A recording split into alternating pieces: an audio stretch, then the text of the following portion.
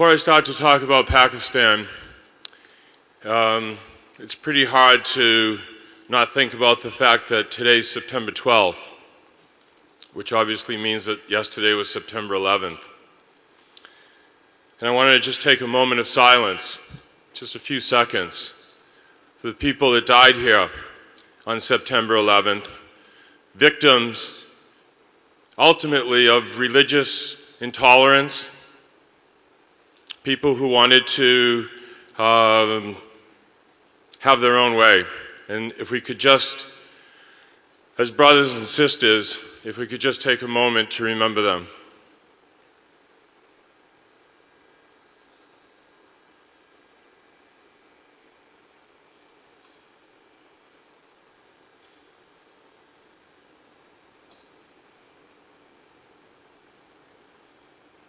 Thank you.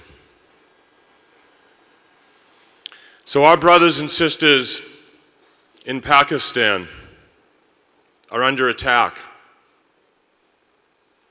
dislocated, persecuted, being told that people who are different than them or that pray different than them are evil. It's not enough for us tonight to disapprove of what's happening there. They need our support. So often when I tell my friends I'm going back to Pakistan, maybe not my friends, maybe people that don't know me as well, I say, why? What is it about Pakistan? This is remembering after September 11th and seeing the street scenes of, people celebrating September 11th and in some cases celebrating Osama bin Laden. Why do you go there? They hate us. And my response is, who's they? Pakistan's a country of 170 million people. Pakistan's bigger than Great Britain and Germany put together, far bigger. Yes, there's people in Pakistan that hate us, but the great majority of the people in Pakistan want exactly what we want. They want a better life for their children. They want to have choices. They just want to breathe. And so often, it gets screwed up because of all of the distorting filters on both sides. The distorting filters of religious and political leaders on both sides being in Pakistan and here. The distorting filters of the media. The distorting filters of just our own biases and prejudices and, in some cases, self-interest. I wanted to read something, a letter that I wrote, not a whole letter, but a couple of lines, that I wrote right after September 11th. In fact, it was when I was in Pakistan. Amin mentioned that I was there right afterwards. I wrote this note from Peshawar in the hopes of tearing away some of those distorting filters. So I wrote, I realize that war is hell and that innocent people will inevitably be affected, but being in the middle of the misery made me realize just how far-ranging the victims of September 11th really are. Post-September 11th is certainly about our safety, but it's also very much about our soul. How do we encounter and engage evil without losing a little bit of our own humanity? Yes, I've seen intense, even menacing street demonstrations, but is the relevant story that thousands of people are demonstrating and maybe even burning some American flags? Or is it that in a city of millions, Karachi, that only 1 out of 1,000 is participating? The scintillating picture for TV is the mob scene, but the informed perspective is the statistic. Far from the image of strident supporters of international terrorism, I have seen and experienced friendship in Pakistan that is more considerate, genuine, and passionate than virtually any that I have experienced anywhere in the world. I'm sure there are mean-spirited, even evil people in Pakistan, but my guess is that the percentage is no higher and very possibly lower than in the United States. So much truth gets lost through broad generalizations and bias. So what are we going to do about these filters?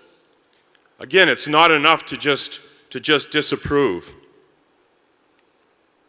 How do we tear them away? How do we understand one another as human beings so it's not those people, it's not us and them, it's all of us together? There's no magic wand. I can't just go like this and make it all happen. We all have to take our own actions, what I refer to as concrete baby steps. What do I mean by concrete baby steps? We can inform ourselves. What does the Quran say about women's rights? What does the Quran say about jihad? Are we going to leave the interpretation to Fox News? Are we going to leave the interpretation to extreme religious leaders? I hope not. Let's fight prejudice with open-mindedness and benefit of the doubt. Fight ignorance with knowledge. Let's get smarter, better informed. We can't let political and religious leaders tell us who we should like and why we should like them. For God's sakes, the planet is melting. We have to be able to get this other stuff straight. We have a common path to take.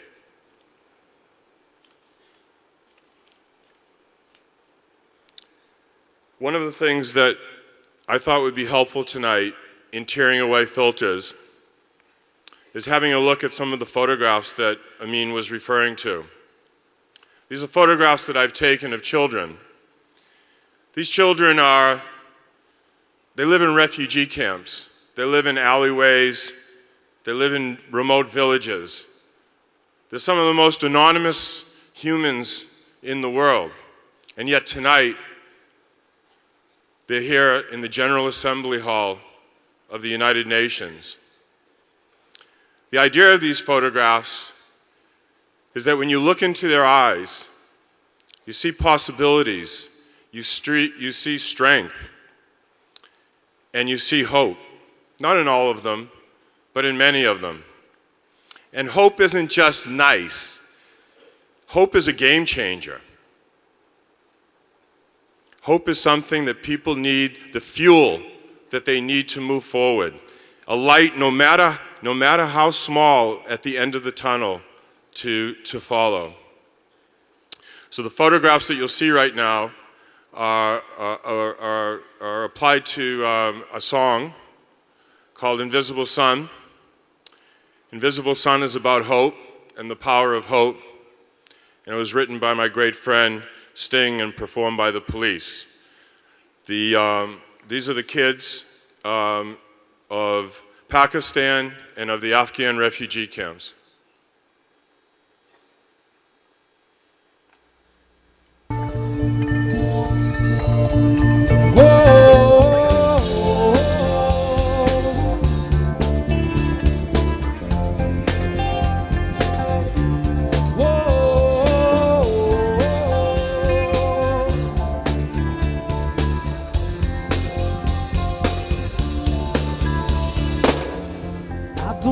Spend the rest of my life looking at the barrel of an Armalite.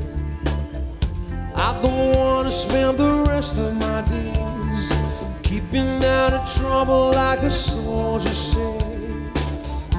I don't want to spend my time in hell looking at the walls of a prison cell. I don't ever want to play the part of a statistic on a government chart. Has to be an invisible sun to give this heat to every life. There has to be an invisible sun to give us hope and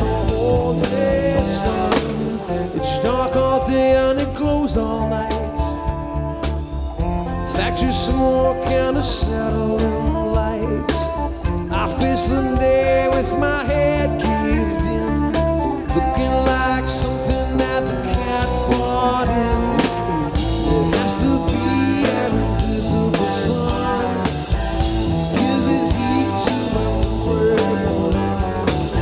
There has to be an invisible sun, it gives us hope when the whole day's done.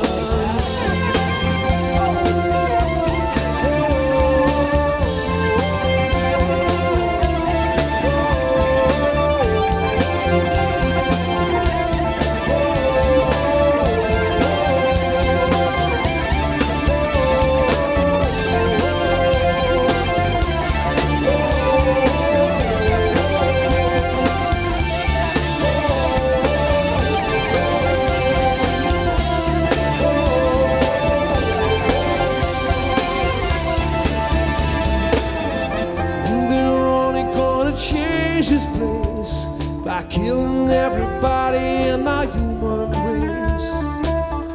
They would kill me for a cigarette,